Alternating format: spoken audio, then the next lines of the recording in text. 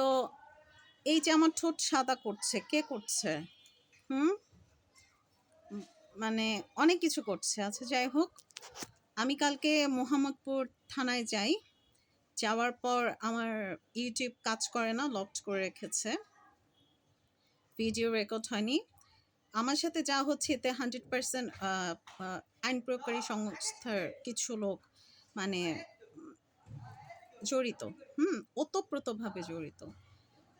তো আমাকে ফেরদৌস নামের একজন ডিউটিরত মানে পুলিশ বলে, আমি জানি না তার ধর্ম কি, তো রিয়েল ধর্ম। সে আমাকে লাস্টলি বলে, যখন আমি বলেছি যে বকশির এগেনস্টে আমি একটা জিডি করব, তো সে জিডিটা নিবে না, সে অনেক কিছু করবে না। আমি যখন বলেছি যে আপনি আমাকে একটা লিগ্যাল স্টেটমেন্ট দিয়ে দেন, সে তারপরে তার আসল রূপ দেখিয়েছে। তো যাই হোক, তো আমাকে বলেছে সে আমি কি কোন বাল ছিঁড়া, তার কোন বলেছে যে কি কোন বাল ছিঁড়বেন আমার ছিঁড়েন।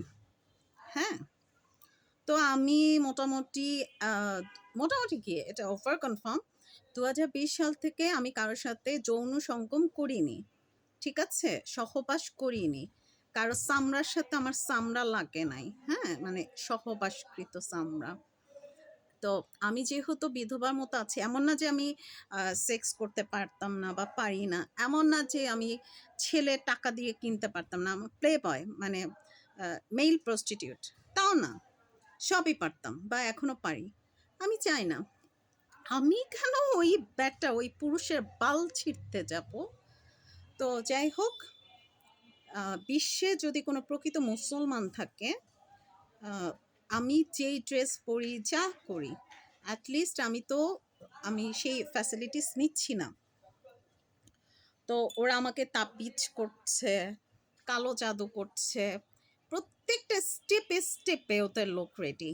ইনফ্যাক্ট আমি কোথায় যাব, কার কাছে যাব, লুকিয়ে দেখা এরকম, মানে আমি পাগল। হ্যাঁ, মানে পাগল বানানোটা সহজ, এবং একটা মানে কতগুলো মহিলাও রেডি আছে।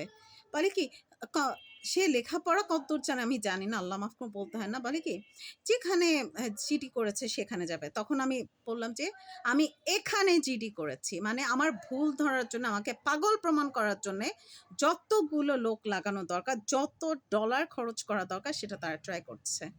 14 সেপ্টেম্বর 2025-এর গল্প এখনো চলছে, কি কারণ আপনি বোঝেন না? তো